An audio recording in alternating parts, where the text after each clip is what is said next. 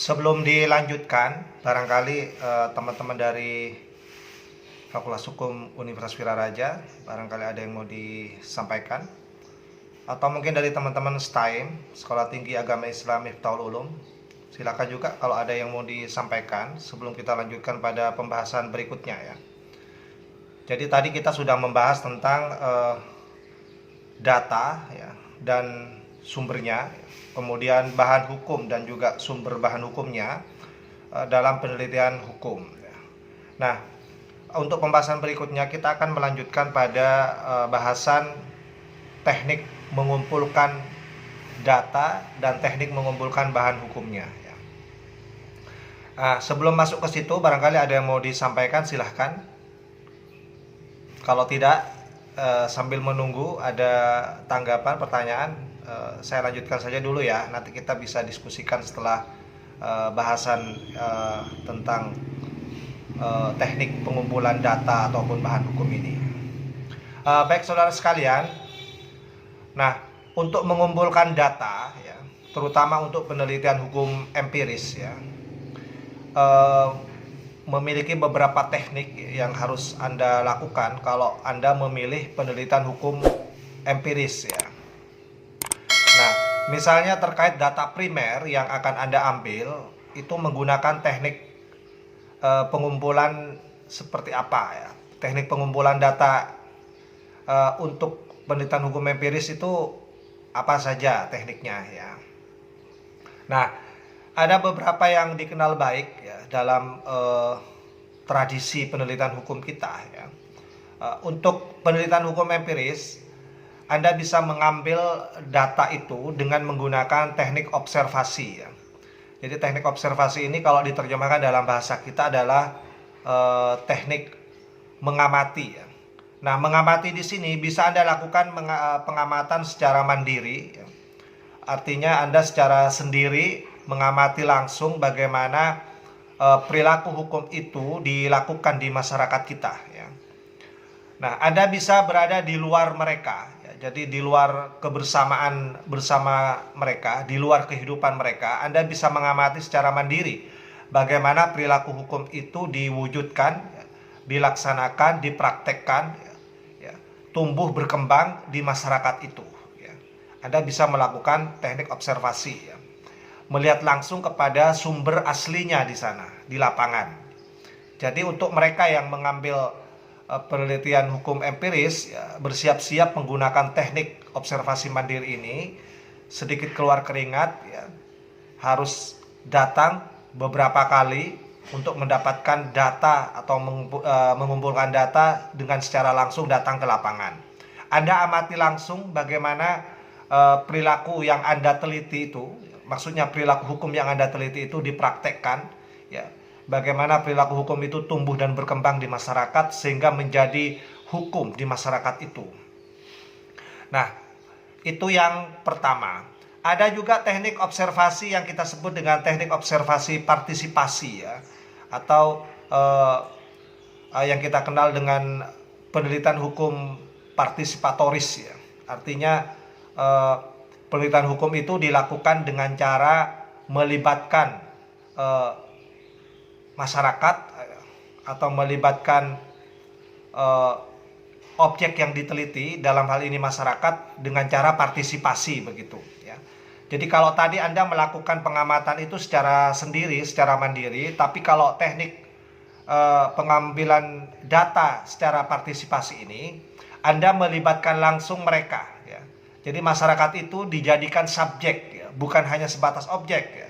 Kalau tadi mungkin Anda menjadikannya sebagai objek yang diteliti karena Anda mengamati sendiri perilaku mereka, tapi kalau teknik observasi partisipasi di sini, Anda tidak hanya menjadikan mereka sebagai objek untuk diteliti perilakunya, tetapi juga menjadikan mereka sebagai subjek.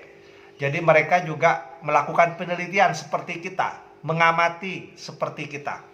Kita ajak mereka untuk ikut bersama-sama mengamati bagaimana perilaku-perilaku hukum itu hidup dan berkembang di masyarakat, menjadi bagian hidup dari masyarakat, menjadi hukum dari masyarakat itu. Jadi kalau Anda nanti pulang berhasil menemukan banyak data, mendapatkan banyak ilmu ya, dari mereka. Ya. Anda pintar sendiri, ya. Tapi dengan melakukan teknik observasi partisipasi, ya, mereka juga akan ikut pintar, akan ikut menjadi cerdas juga seperti Anda sebagai calon sarjana. Ya, cerdas karena mendapatkan banyak ilmu, mendapatkan banyak data dari mereka. Dengan menggunakan teknik observasi partisipasi ini, kita bisa menjadikan mereka juga sama seperti kita, sama-sama cerdas, sama-sama pintar, sama-sama belajar, begitu. Ini kelebihan dari teknik observasi partisipasi. Ya. Nah, Anda bisa melakukan ini. Anda bisa menjadi bagian hidup dari mereka beberapa minggu, beberapa bulan, ya, hidup bersama mereka. Anda menjadi bagian dari kehidupan mereka, ya. Tidak mengambil jarak seperti teknik yang pertama. Kalau teknik observasi mandiri, Anda mengambil jarak, Anda menjadi orang di luar mereka, begitu ya. Tapi kalau teknik observasi partisipasi, Anda menjadi bagian hidup dari mereka, Anda hidup bersama mereka, Anda belajar bersama mereka, ya. Kemudian Anda kumpulkan data-data itu bersama mereka. Nah, ini kelebihan dari teknik observasi partisipasi, ya.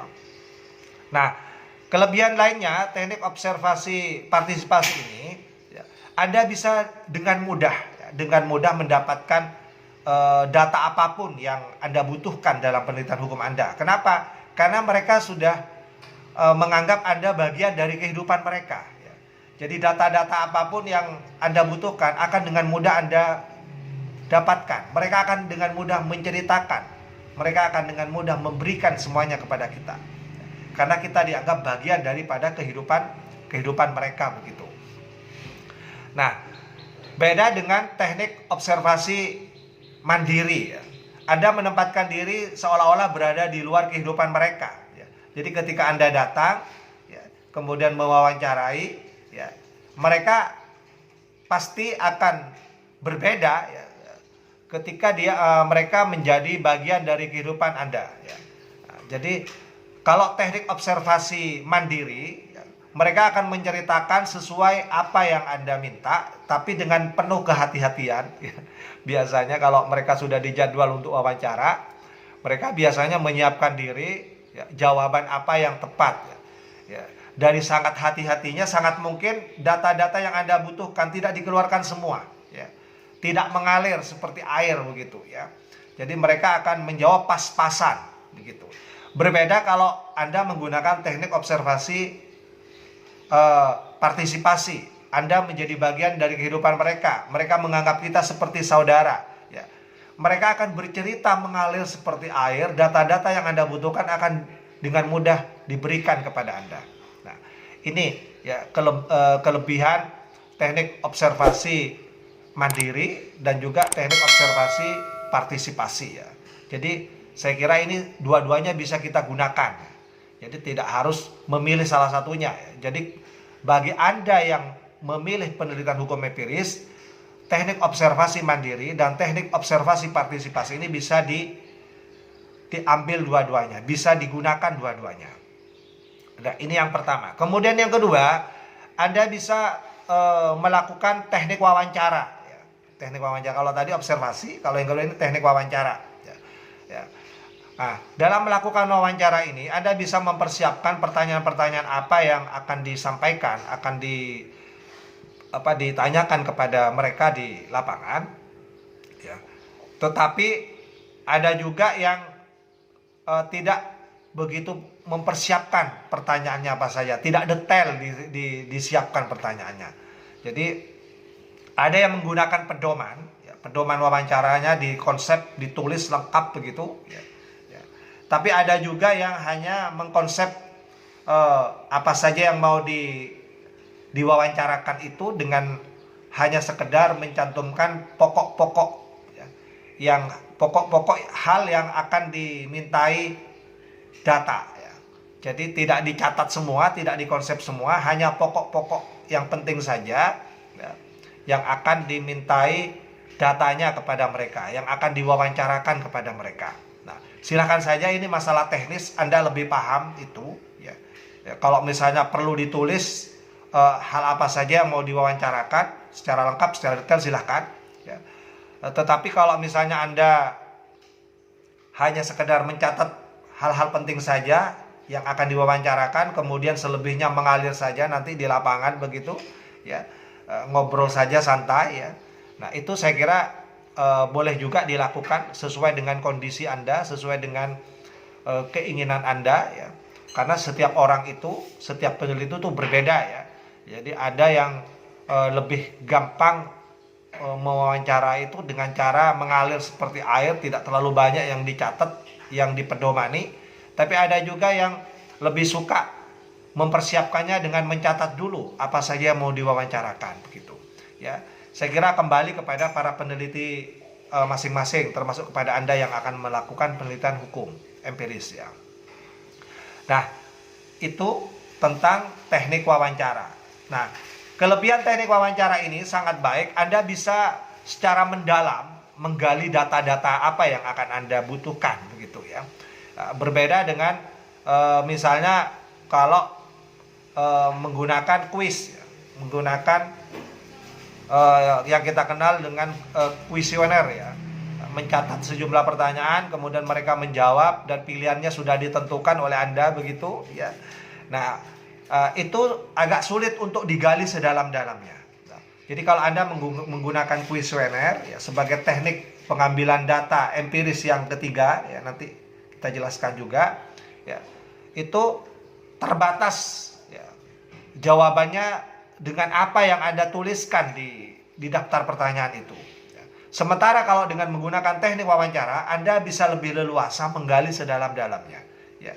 Anda bisa mengejar ya, beberapa jawaban yang belum tuntas dijawab, Anda bisa bertanya lagi ya.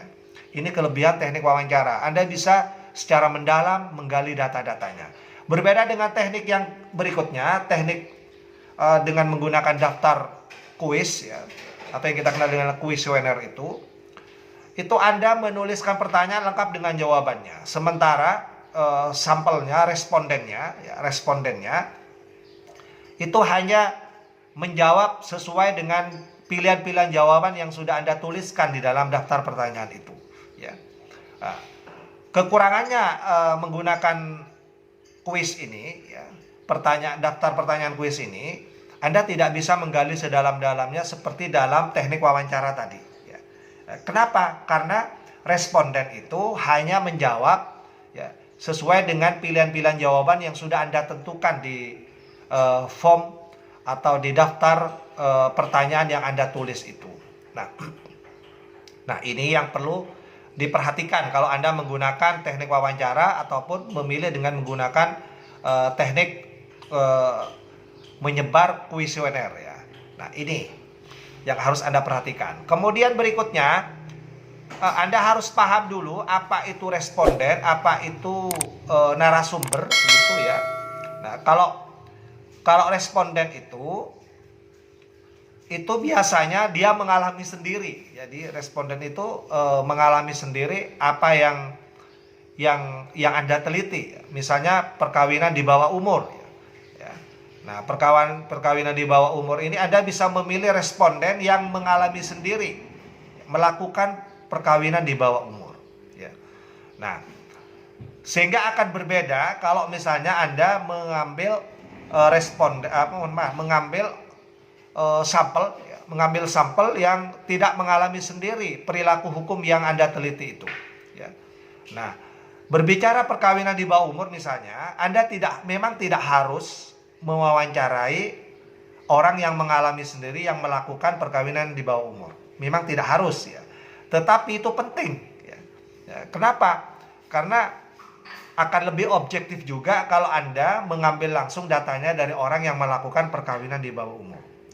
Nah, pada saat yang lain Anda juga bisa melakukan wawancara ya, dengan orang yang tahu atau ahli di bidang hukum perkawinan atau tahu betul tentang perkawinan di bawah umur ya. Misalnya petugas pencatat perkawinan misalnya dari KUA misalnya ya, mutinnya misalnya ya kalau dalam bahasa Madura itu ya.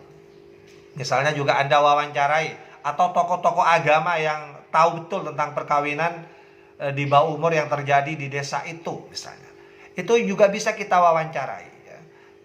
Nah, itu yang kita sebut dengan narasumber namanya. Jadi beda ya antara responden dengan narasumber ya. Kalau responden itu memang tahu betul karena dia mengalami sendiri apa yang Anda teliti ya. Tapi kalau responden itu walaupun dia tidak mengalami sendiri, walaupun dia masih bujang, tetapi dia tahu betul tentang apa yang Anda teliti, tentang perkawinan di bawah umur yang Anda teliti.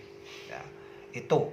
Nah, saudara-saudara sekalian, ini penelitian hukum empiris ya, dan teknik pengumpulan datanya seperti itu.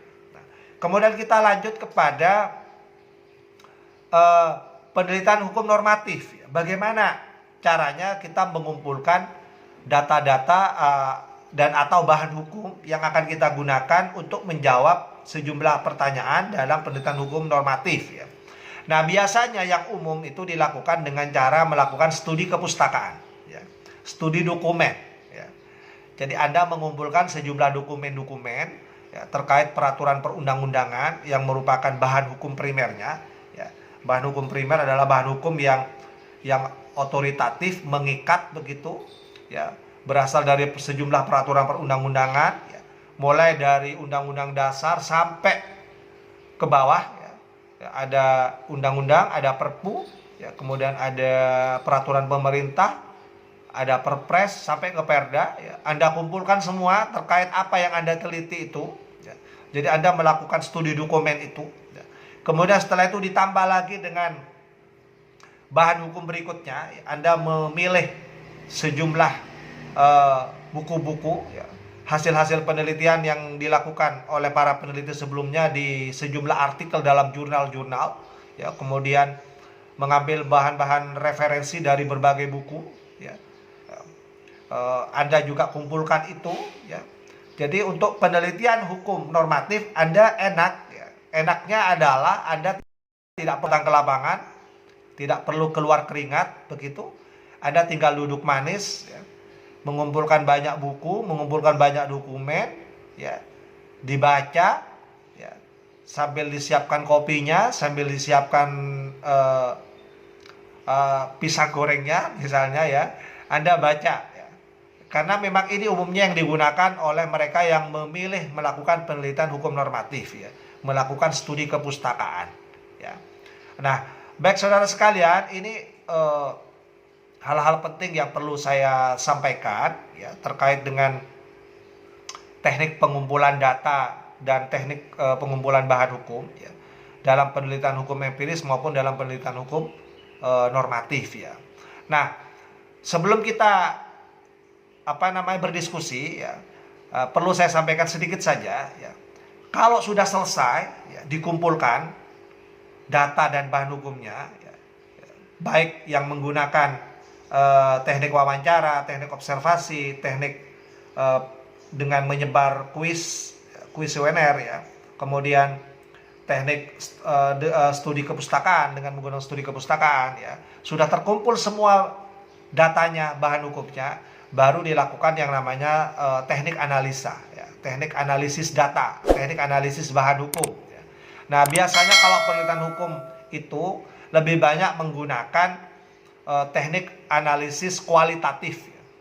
Jadi menggunakan kata-kata, menggunakan kalimat-kalimat begitu ya, untuk menjelaskan ya, jawaban terhadap sejumlah pertanyaan yang Anda rumuskan dalam penelitian hukum Anda itu.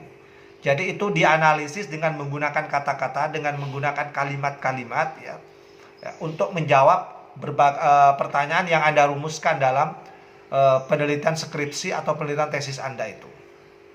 Nah, ini kalau berbicara tekniknya ya. Jadi teknik analisisnya biasanya kualitatif ya. Jadi dipilih data-data mana, bahan hukum mana yang memenuhi kualitas-kualitas tertentu. Jadi tidak semuanya kita ambil, ya, kita pilah begitu ya. Mana-mana yang memenuhi kualitas tertentu untuk bisa menjawab pertanyaan dalam rumusan masalah yang Anda tuliskan dalam penelitian Anda ya. Nah, itu teknik analisis kualitatif ya. Kalau menggunakan teknik analisis kuantitatif berarti Anda harus bersiap menggunakan angka-angka ya. Jadi data-data yang Anda kumpulkan itu nanti dianalisis dengan menggunakan angka ya. Ada rumus-rumusnya nanti yang biasanya dilakukan oleh mereka yang senang dengan penelitian kuantitatif begitu ya. Dan ini jarang dilakukan dalam penelitian hukum ya. Walaupun juga ditemukan tetapi tidak banyak ya. Sekali lagi lebih banyak dilakukan dengan menggunakan teknik analisis kualitatif ya. Kemudian itu diinterpretasi yang kita kenal dengan legal hermeneutik ya. Artinya itu ditafsirkan ya dengan menggunakan metode-metode interpretasi begitu ya. Kemarin sudah kita jelaskan metode interpretasi, ada metode historis, ada metode gramatikal ya. Ya. Hingga kemarin juga kita jelaskan tentang legal hermeneutik ya yang banyak digunakan oleh para peneliti kita ya. Saya kira itu sekedar pemanasan sebelum kita berdiskusi ya. Anda bisa berdiskusi langsung sekarang ya. Juga Anda bisa menuliskan di channel YouTube saya. Kalau nanti kita share di YouTube, nanti bisa Anda lanjutkan diskusinya di kolom komentar maksud saya.